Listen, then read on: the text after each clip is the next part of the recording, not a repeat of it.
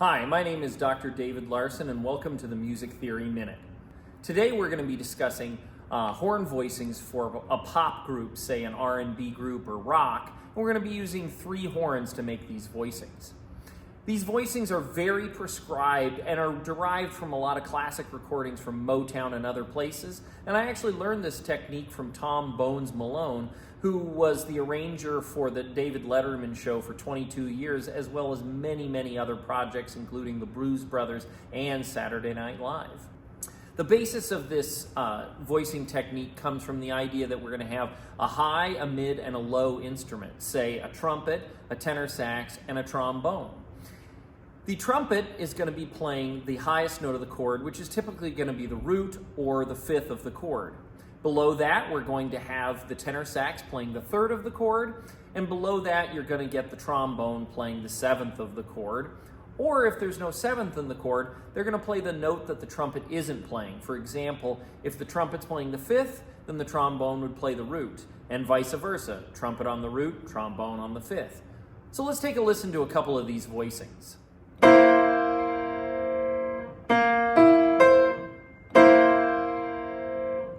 So here's an example of a C dominant chord, and this is going to have the trumpet on the root, the tenor on the 3rd, and then the trombone on the 7th. So if I play this whole chord out with a root first, we get a nice fat sound that is very complete, and it really represents the chord well. Anytime that we have 3rds and 7ths, the core notes of any chord on the bottom, it's going to make the chord sound more like what it is. Now, as we flip the note around in the lead voice, we might find that the range gets a little too high. So for example, in that same voicing, if the trumpet was to play the 5th, you're going to get a really big spread. So let's check that out.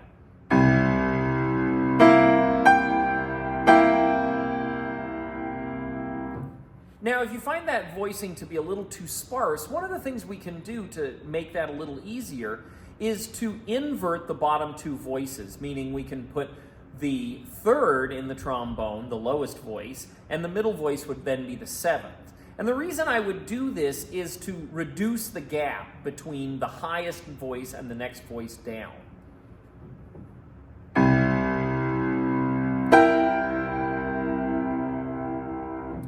Now, this is obviously going to create a brighter voicing, and it might not sound as thick, and so that's something to think about when you're creating that highest voice.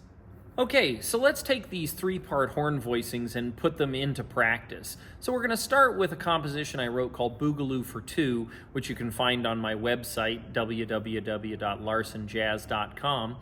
And this piece of music has a really open space for the horn parts to exist, and we're going to put some horn voicings to it. So let's take a listen.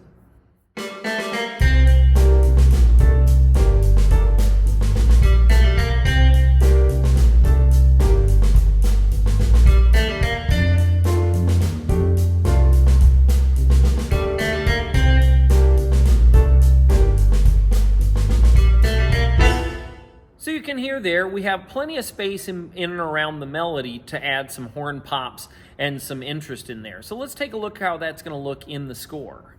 So starting at bar 1 of the composition, we have the opportunity and some space for some pops. So I added a horn voicing right here in the 2nd bar that corresponds with what the piano is doing. So what I've done here is I've created a 3-note voicing with the trumpet player on the 5th of this C13 chord, the G, and then below that I have the 3rd of the chord, which is an E, and below that I have the 7th, which is a B flat. And again, that was that voicing we looked at earlier.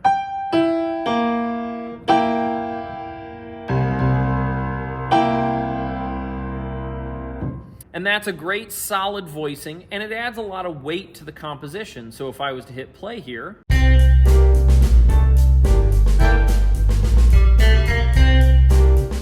so you can hear it fits in really well. Now again, as we discussed earlier, there is a 13 in this chord, but we can swap it out for the 5th because In a way, with the piano playing the lower voicing, that creates a seventh between the 13 and this regular 5, which is actually a strong interval, which will give the punch a lot of weight because we're creating more internal dissonance, which is kind of a good thing. We can also invert this chord, and we can end up with a root on the top, a seventh below it, and then we'd have the third. And the reason that I inverted this voicing here is because if I had it the original way, you'd notice that the third and the root on top would be a huge distance apart, which means the trumpet player is not going to get very much support. So let's listen to that voicing as well.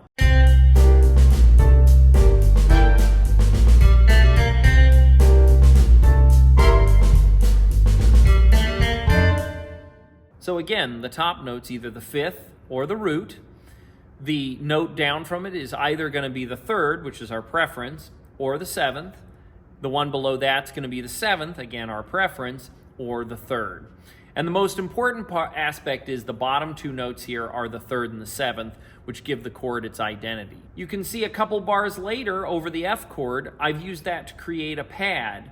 And because I brought the trumpet range down, it puts it in a much easier register for everybody to play, and it still sounds equally as good.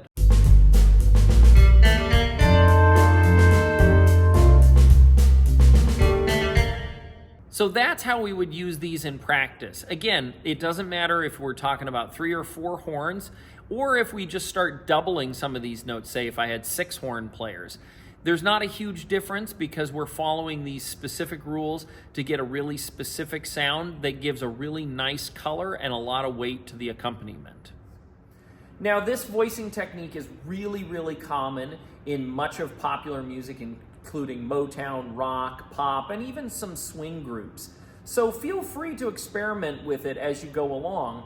But remember, the most important thing is we want that chord tone, that melodic tone in the trumpet, say the root or the fifth, so that we can build out the rest of the chord to give it weight. Now, people might ask, well, what do I do if it's a C13 chord, for example? Well, one way to think about it is if our guitar or our piano plays a more complete voicing lower in the range, say like this, then the horns are just adding some extra punch to some of the key notes on top. So if I play them together,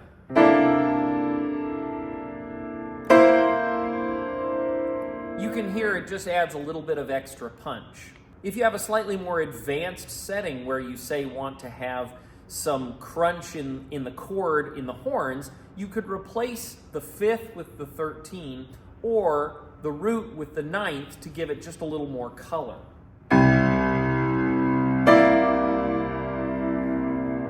The voicing works the same, which is why in some voicing techniques we consider that the ninth and the root are interchangeable and the fifth and the 13th are also interchangeable. So thank you so much for watching. If you're enjoying the videos, please like and subscribe. It really helps the channel out, and I'll have more videos out on music theory topics. So have a great day.